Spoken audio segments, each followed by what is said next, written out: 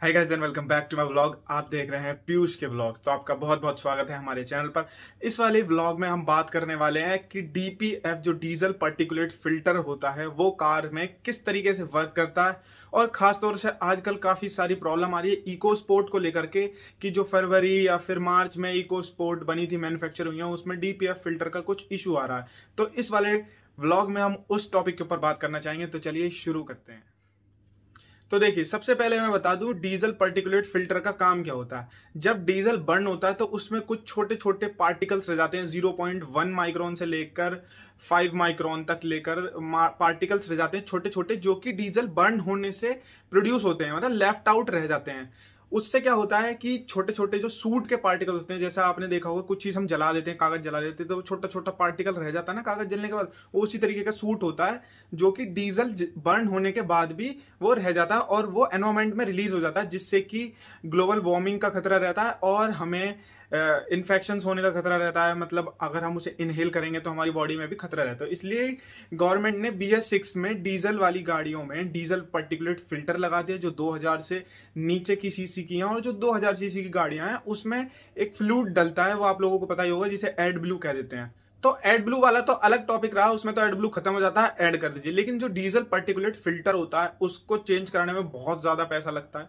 इतना add blue में नहीं लगता है, एड ब्लू तो थोड़े से ही अमाउंट में रिफिल हो जाता है और पता भी चलता रहता है कि इतना बचा है अभी एड ब्लू। लेकिन डीजल पार्टिकुलेट फिल्टर का क्या होता है, जब वो चोक होने वाला होता है तभी वार्निंग आती है गाड़ी में, diesel particulate filter over flow या फिर जो भी होता है उसकी वार्निंग आती है, वो सब चीज लिखी ओवरलोडेड वो लिखा हुआ आ जाता है। तब इससे पीछा कैसे छुटाया जाए, या फिर क्या हम ऐसा करें अपनी कार के साथ जो कि ये वार्निंग हमें देखने को ना मिले। तो जैसा कि मैं अभी बता रहा था, डीजल पार्टिकुलेट फिल्टर जो होता है उस सूट को फिल्टर कर देता है। यहां से बर्न हुआ फ्यूल जो है, धुआं जिसे कह देते हैं हम, वो निकल के जा रहा है और पार्टिकुलेट फिल्टर में आके धुआं धुआं बाहर, और वो सूट इधर की तरफ डिपोजिट हो जाता है। ये मैं जस्ट एक एग्जांपल बता रहा हूँ, उसका मैकेनिज्म पूरा अलग होता है। आपको स्क्रीन पर दिख रहा होगा इस वक्त कि किस तरीके से धुआं साइलेंसर के थ्रू जाता है, और साइलेंसर में ही बीच में वो लगा दिया जाता है, जिसे हम एग्जॉस्ट कहते हैं, उसके बीच में लगा दिया जाता है कि वो पास हो जाए, धुआं पास हो जाए पूरा, और वो सूट यहीं पे ही जमा हो जाए, डिपॉजिट हो जाए, एनवायरमेंट में ना जा सके। तो अब ये वर्क कैसे करता है, तो अब जब ये यहां पर डिपॉजिट हो जाता है तो ये चोक हो जाता है, पूरा फिल्टर डिपॉजिट होता जा रहा है तो ये चोक हो जाता है। अब इसको हटाने के दो ही तरीके हैं। एक तो कि आप अपनी गाड़ी को रन करें और यहाँ का टेम्परेचर हमको ज्यादा बढ़ा देना है, जिससे कि वो पार्टिकल जो बचा है वो भी एक तरीके से बर्न हो जाए और वो रिलीज हो जाए, ठीक है ना, कोई हार्म क्रिएट ना करे एनवायरमेंट में, तो वो भी बर्न हो जाए। दूसरा तरीका है कि हम पूरे फिल्टर को ही चेंज कर दें। फिल्टर चेंज करना काफी कॉस्टली होता है, तो हम बात करने वाले हैं कि उसको क्लीन कैसे किया जाए। अब जैसा कि मैंने बताया कि ज्यादा आपको टेम्परेचर चाहिए उसके लिए, तो सबसे सिंपल तरीका, अगर आपकी कार में प्रॉब्लम आ रही है डीपीएफ वाली, या फिर आपकी कार में नहीं आ रही है और आपकी गाड़ी BS6 है और 2 लीटर से नीचे का इंजन है, मतलब 2000 सीसी से नीचे का इंजन है, तो आपको क्या करना है, महीने में एक बार कम से कम आपको ऐसी ड्राइव करनी है जो 60 किलोमीटर पर आवर से ज्यादा की स्पीड हो, और लगभग आप 50 से 60 किलोमीटर नॉन स्टॉप चले जाएं।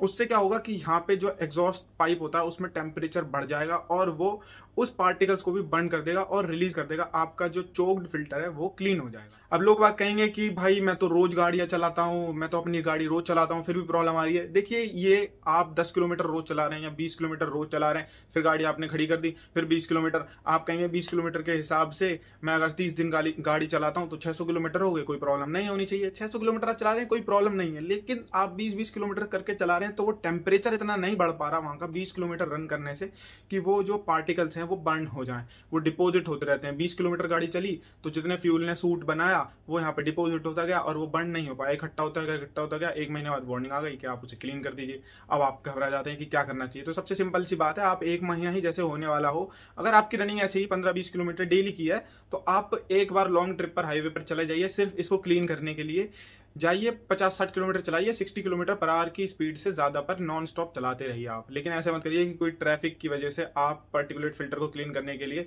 आप ट्रैफिक रूल्स तोड़ें, ऐसा मत करिएगा। मैं बिल्कुल भी खिलाफ हूं इसके। नॉर्मल रोड जाइए, हाईवे पे जाइए और उसे क्लीन करिए। अब कुछ लोग ऐसे भी कहते होंगे कि भाई मैं तो नहीं चला पाता अपनी गाड़ी को रोज, फिर भी वार्निंग आ रही है, आपने महीने में कम चलाई और आपकी वार्निंग आ रही है। तो ऐसा भी नहीं है, आप सिर्फ कुछ भी कर रहे हैं, आप कम से कम एक बार गाड़ी को चला लीजिए 50 से 60 किलोमीटर, 60 किलोमीटर पर आवर की स्पीड से ज्यादा। चाहे आप गाड़ी को महीने में एक बार ही चला रहे हैं, लेकिन आप अगर एक बार चला रहे हैं तो उसको 60 किलोमीटर पर आवर की स्पीड से ऊपर चलाइए और 50 से 60 किलोमीटर नॉन स्टॉप चला लीजिए, कोई भी दिक्कत नहीं होगी। ऐसा नहीं है डीजल की गाड़ी ले ली तो एक महीने में सिर्फ एक बार नहीं चला सकते हैं, आप 12 महीने में 12 बार चलाइए सिर्फ गाड़ी को, लेकिन कम से कम एक महीने में 60 किलोमीटर पर आवर की स्पीड से 50-60 किलोमीटर नॉन स्टॉप चला लीजिए, कोई भी प्रॉब्लम नहीं आएगी। लेकिन अब कुछ लोगों को ये प्रॉब्लम आ रही है, खासतौर से इको स्पोर्ट में, जो फरवरी मार्च से जो प्रोडक्शन हुई है इको स्पोर्ट में, उसमें प्रॉब्लम आ रही है। तो अगर आपके साथ जो मैंने अभी आपको प्रोसेस बताया है वो एक बार अप्लाई करके देख लीजिए, उसके बाद अगर आपकी वार्निंग नहीं जाती है, अगर 50-60 किलोमीटर में नहीं जाती तो थोड़ा सा और एक्सटेंड कर दीजिए, 70-80 किलोमीटर कर लीजिए। अगर उसके बाद भी नहीं जा रही है वार्निंग तो आप मेरे डिस्क्रिप्शन में मैंने व्हाट्सएप का लिंक डाला हुआ है, उस ग्रुप को ज्वाइन करिए और वहां पर आके बताइए कि किस किस लोग को ये प्रॉब्लम फिर भी अभी भी परसिस्ट कर रही है, अभी भी आ रही है।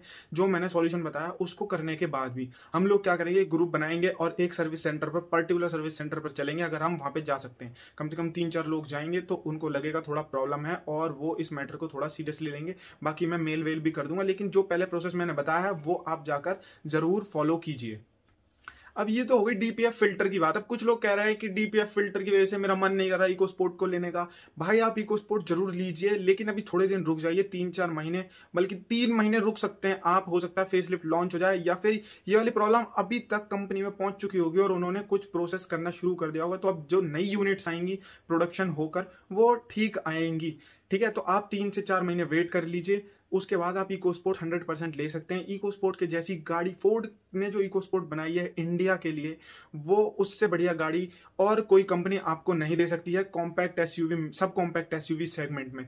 अब मैं 3 ही गाड़ियां रिकमेंड करता हूँ, नेक्सॉन एक्सयूवी 300 या फिर इको स्पोर्ट। उसमें कुछ लोग कुछ ले लेते हैं, कुछ लोग कुछ गाड़ियां ले लेते हैं। तो सबसे बेस्ट गाड़ी जो सब चीजों का कॉम्बिनेशन है ना, इसमें ये भी चीज है, ये भी चीज है, ये भी चीज है, तो वो इको स्पोर्ट बैठती है। नेक्सॉन में आपको सेफ्टी मिल जाएगी, एक्सयूवी 300 में भी सेफ्टी मिल जाएगी, लेकिन एक्सयूवी 300 में आपको बूट स्पेस कम मिल जाएगा। और उसके बाद में आपको कुछ इंटीरियर्स वाइट है, उसमें प्रॉब्लम आ जाती है। और उसमें टर्बो लैग भी बहुत ज्यादा है, क्योंकि जब 2000 आरपीएम पे टर्बो किक करता है, 2000 आरपीएम से पहले इंजन डेड है बिल्कुल। ऐसे ही नेक्सॉन में है, नेक्सॉन में भी 2000 आरपीएम पे किक करता है। लेकिन कुछ लोगों को नेक्सॉन की शेप पसंद नहीं आती, क्योंकि वो लगता है थोड़ा सा छोटी हैचबैक को बढ़ा दिया गया है, बड़े टायर लगा दिए हैं और थोड़ी सी बॉडी बड़ी कर दी गई है।